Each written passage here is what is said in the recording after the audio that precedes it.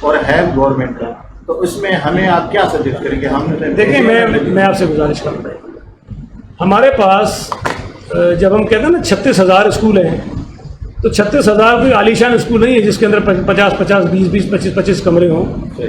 ان میں majority primary schools کی ہے، 60% ہوں گے تقریباً، اور ان میں بھی اکثریت 1 روم اسکول کی ہے جس کو ایک کمرے کا اسکول ہم کہتے ہیں. اور اس میں کئی اسکول شیلٹر لیس اسکول ہیں جس کی کوئی عمارت نہیں ہے اور وہ کسی نہ کسی سائے میں جو ہے وہ بچوں کو ٹیچر جو ہے پڑھا رہے ہوتے ہیں.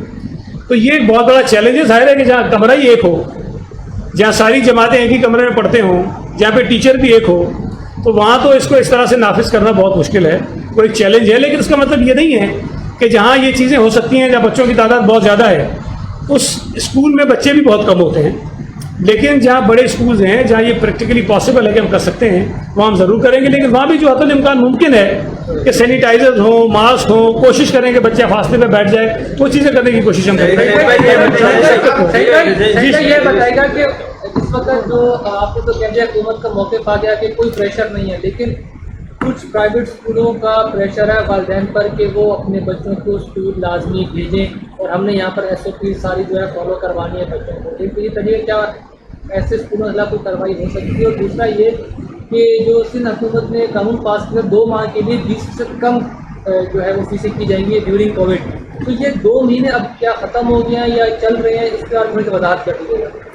دیکھیے پہلی بات تو یہ ہے کہ جو آپ کا پہلا سوال تھا کہ زبردستی کر رہے ہیں. دیکھیں، اگر میرا بچہ جہاں اسکول میں پڑھتا ہے، اگر وہ زبردستی کہے کہ میں بچے کو بھیجوں اور میں مطمئن نہیں ہوں، تو کیا وہ میرے گھر سے زبردستی اٹھا کے لے جائے گا کہ بچے کو؟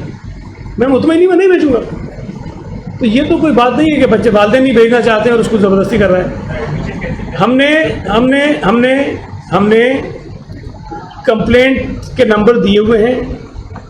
لوگ شکایت کر سکتے ہیں، ٹیچرز بھی کر سکتے ہیں، والدین بھی کر سکتے ہیں. جس کو جو شکایت ہے ایجوکیشن کے حوالے سے اس پہ اپنی شکایت دیں، ہم ان کے خلاف قانون کے مطابق جو کارروائی ہوگی وہ ہم کریں گے.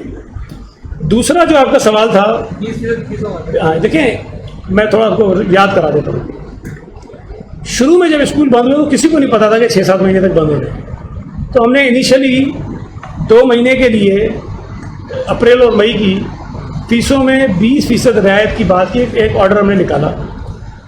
اس کے خلاف کچھ اسکول جو ہے عدالتوں میں چلے گئے اور سندھ ہائی کورٹ نے 2 مرتبہ ہمارے اس آرڈر پر اسٹے آرڈر دیا، 2 مرتبہ دیا. لیکن اس اسٹے کے باوجود بھی بہت سارے اسکول ایسے تھے جنہوں نے 20% کی رعایت دی، اور میں ان کا شکریہ ادا کرتا ہوں کہ انہوں نے دی. لیکن جس کووڈ کے قانون کی میں بات کر رہا ہوں آپ سے، اس قانون میں یہ جو 2 مہینے والی بات تھی یہ کور ہوئی ہے.